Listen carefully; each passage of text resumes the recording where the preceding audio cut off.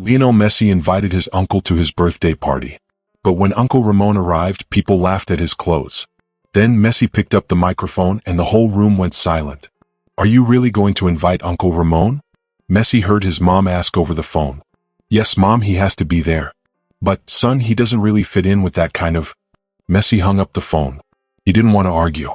Uncle Ramon was part of his story. That was all that mattered. Far away in Rosario, Uncle Ramon held the invitation in his hands. "Marta, what will I do at a party like that?" he asked his wife. "You will go, Ramon. It's your nephew's birthday. And not just any nephew, it's Lionel. But look at me, woman. What clothes do I have for a party in Buenos Aires?" Marta spoke firmly. "Wear your blue shirt, the one from our wedding anniversary." "All right."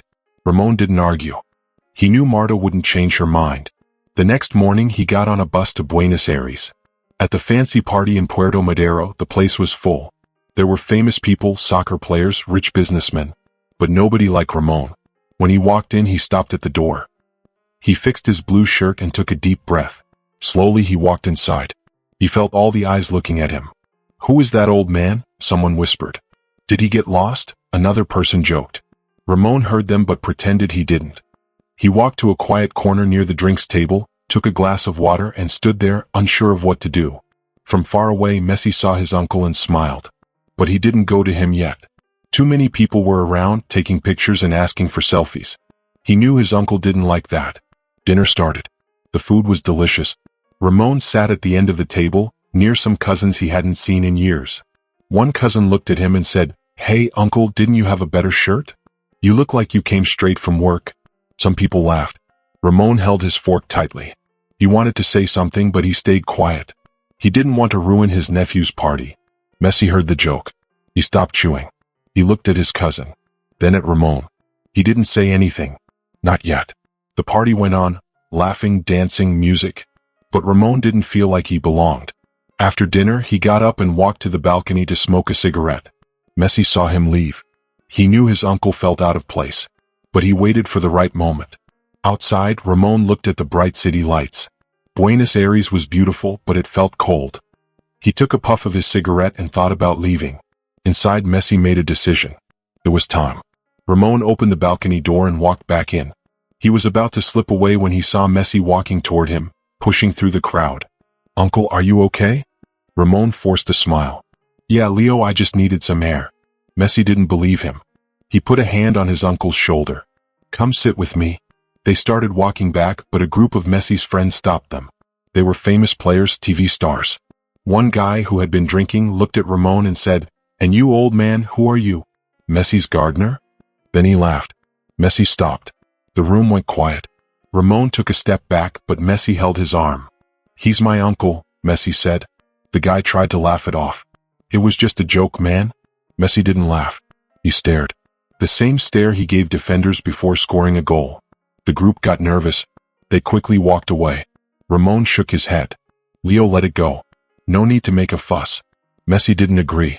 "They need to know who you are." Ramon sighed. "They don't need to know anything. You know." "I know. That's enough." Messi smiled. "Let's eat." "These people only drink." They went to the food table.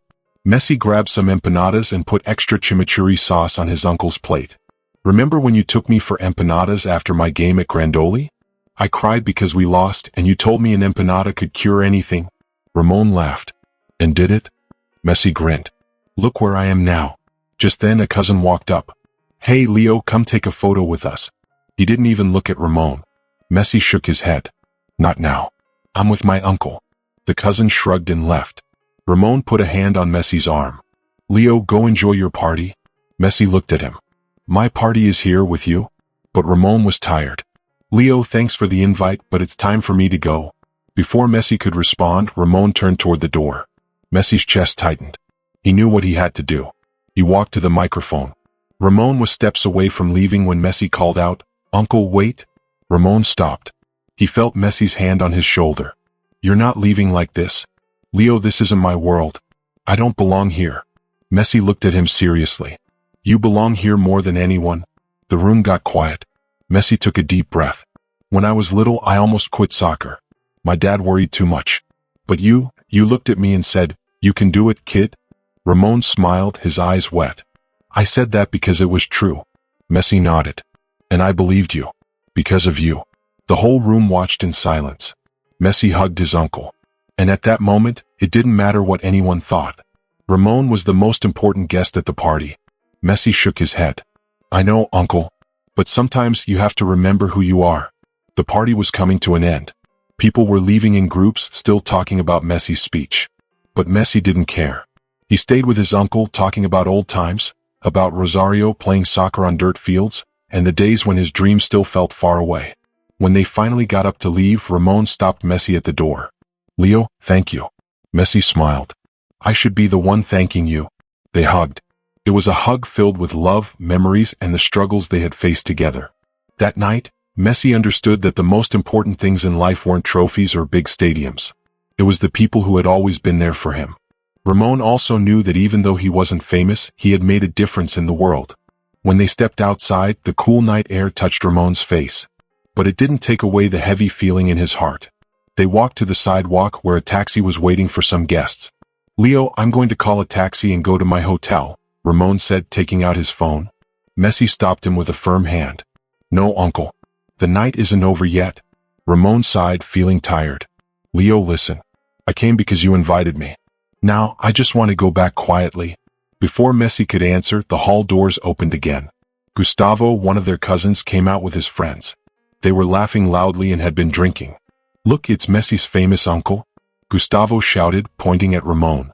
He must think he's a king now. His friends laughed. Ramon froze. Messi didn't. He walked straight toward Gustavo. The group stopped laughing when they saw Messi's face. This wasn't the smiling Messi from TV. This was Messi from Rosario, the kid who learned to fight for himself. Say that again, Messi said in a low voice. Gustavo tried to laugh it off. Relax, cousin. It was just a joke.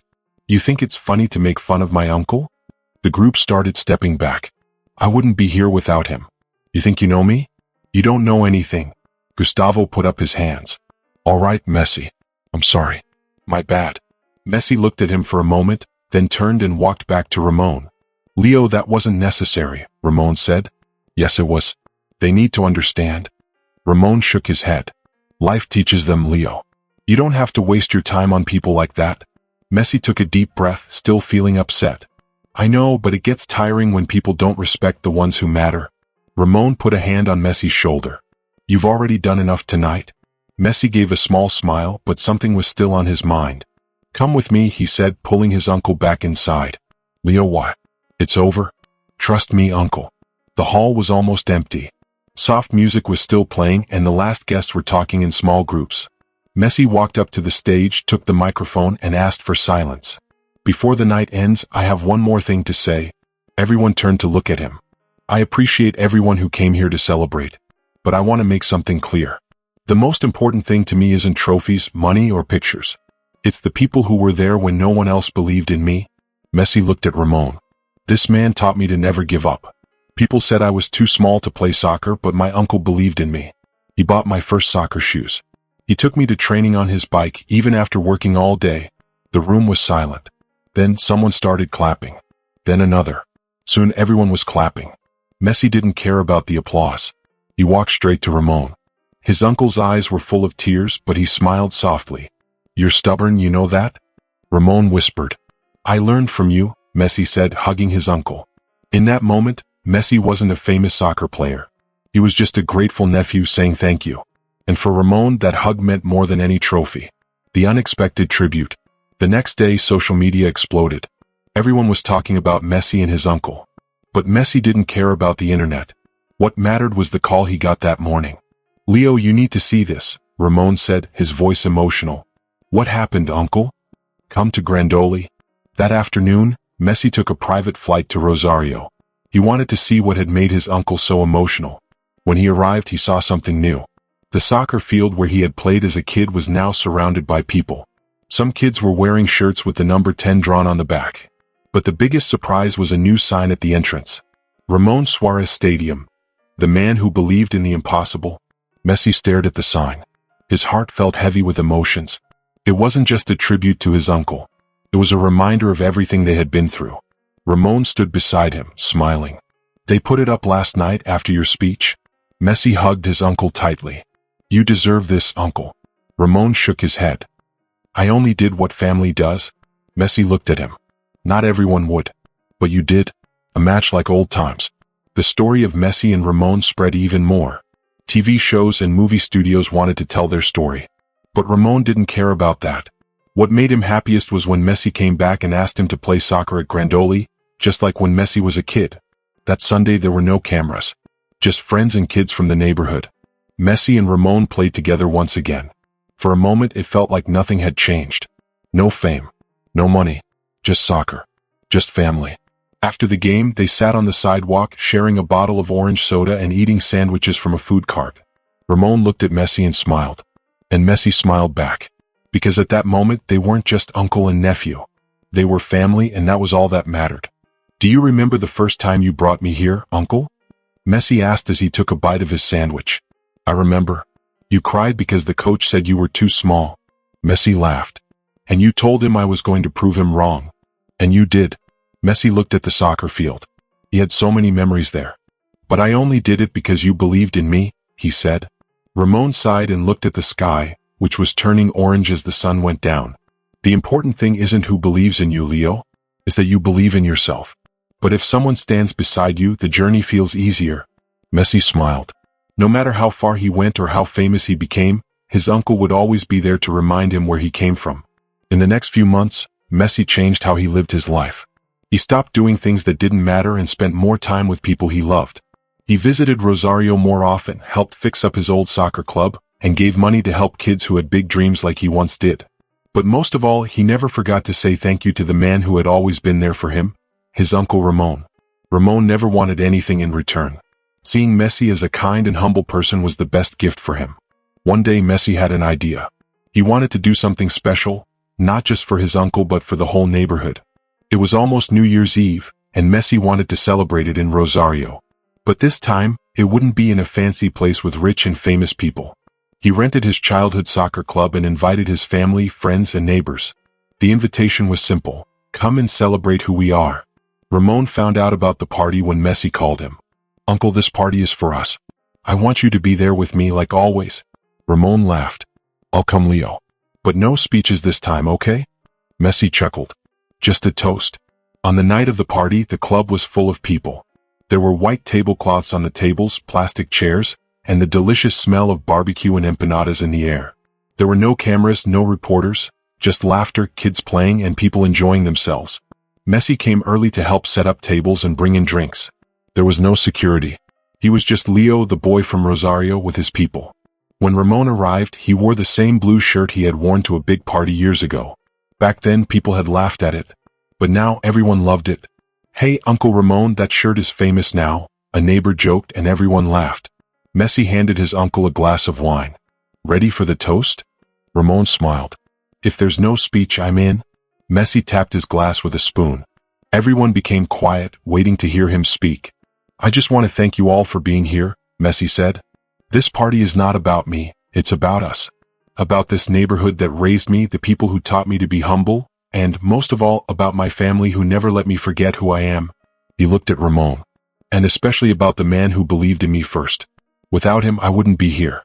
So, this toast is for Uncle Ramon. Everyone raised their glasses and clapped. But then, something surprising happened.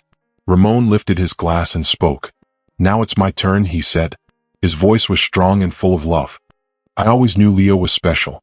But what makes me proud is not what he does with the ball, it's what he does with his heart. He never forgot where he came from. He never let fame change him. And that, my friends, is the real trophy. The room was filled with cheers and applause. But the words Ramon spoke stayed in everyone's hearts. The party continued. Messi played soccer with the kids, danced, and even helped serve food.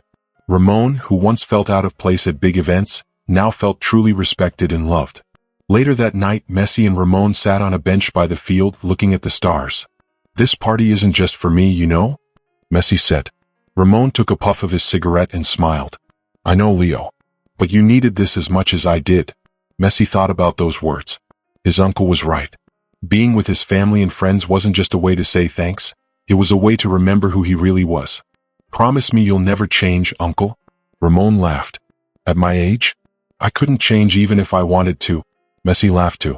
The world could change, but some things would always stay the same. The party didn't end with big speeches or cameras. It ended with laughter, stories, and the feeling of home. The next morning in Rosario was like any other. Kids played soccer in the street, the bakery smelled of fresh bread, and Ramon's old rocking chair creaked on the porch. Messi parked his car outside his uncle's house. He didn't need to knock, he was always welcome here. "Uncle, are you here?" Ramon's voice came from the porch. "I'm here, Leo. Always here." Messi stepped outside and saw his uncle drinking coffee and watching the street come alive. "You never change, do you?" Messi asked. Ramon smiled and pointed at the chair next to him. "And you? You always think you have to change everything." "Sit down." Messi sat. They watched kids play soccer, shouting Messi every time they scored a goal. "Have you ever thought about stopping?"